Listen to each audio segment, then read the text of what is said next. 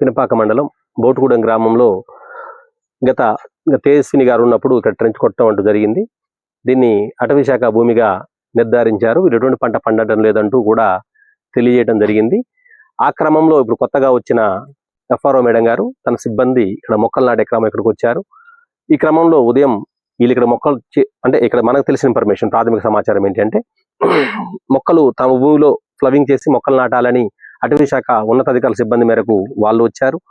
మేము ఎంతో కాలంగా కొంతకాలం సాగు చేసుకుంటున్నాం, వీళ్ళ వల్ల మేము సాగు చేసుకోవట్లేదు అని వాళ్ళు కూడా అటవీ భూమి అంటే ఇక్కడ సాగు చేసుకుంటున్న ఎవరైతే పోటు రైతులను వాళ్ళు కూడా వచ్చినట్టుగా సమాచారం ఉంటుంది. అసలు ఈ క్రమంలో ఇక్కడ ఏం జరిగిందో తెలుసుకునే ప్రయత్నం అయితే చేద్దాం. మేడం గారు నమస్తే. మేడం నమస్తే అండి. ఇక్కడ ఏం జరిగింది మేడం? మార్నింగ్ మేము ఆ విధిలో భాగంగా ఇక్కడ ఫ్లవింగ్ చేద్దామని, ప్లాంటేషన్ చేయాలి కాబట్టి మాకున్న టార్గెట్ కోసం మేము వచ్చాము, మెషిన్స్ పెట్టాము, మా పని మేము చేసుకుంటున్నాం. 10 గంటల ఆ సమయంలో మాకు మాబ్ వచ్చారు, వచ్చి మమ్మల్ని రెసిస్ట్ చేయడం జరిగింది. మేము వాళ్ళకి ఎక్స్ప్లెయిన్ చేస్తున్నాం, ఇది మీరు ట్రెంచ్ కొట్టాము కాబట్టి ఇది మీకు రాదు, ఎప్పటికన్నా ఇది ఫారెస్ట్ భూమి, మేము చేయాల్సింది. మీకేమన్నా హక్కు పత్రాలు కానీ ఎలాంటి అన్నా ఉంటే మీరు ఆధారాలు ఉంటే చూపించండి, మీకు ఏదన్నా ఆధారం ఉంటే మేము వెళ్ళిపోతాం.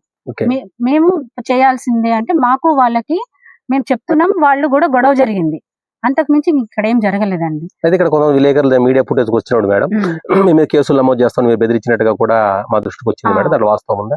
మీడియా వాళ్ళ మీద కేసులు ఎందుకు పెడతామండి? మాకు మేము చదువుకున్న వాళ్ళమే, మాకు నాలెడ్జ్ ఉంది. మీడియా 4th ఎస్టేట్, మేము దానికి రెస్పెక్ట్ ఇస్తాం. మీడియా వాళ్ళు వచ్చి డైరెక్ట్ గా మా వాయిస్ తీసుకొని వాళ్ళ వాయిస్ తీసుకొని వెళ్ళిపోతే మాకు అభ్యంతరం లేదు. వాళ్ళు వచ్చినప్పుడు మీరు వస్తే ఇంకా వాళ్ళకి ప్రెషర్, మాకు వాళ్ళకి అండ కింద దొరికింది. మీడియా వాళ్ళే వాళ్ళని సపోర్ట్ చేసి రెచ్చగొట్టారు.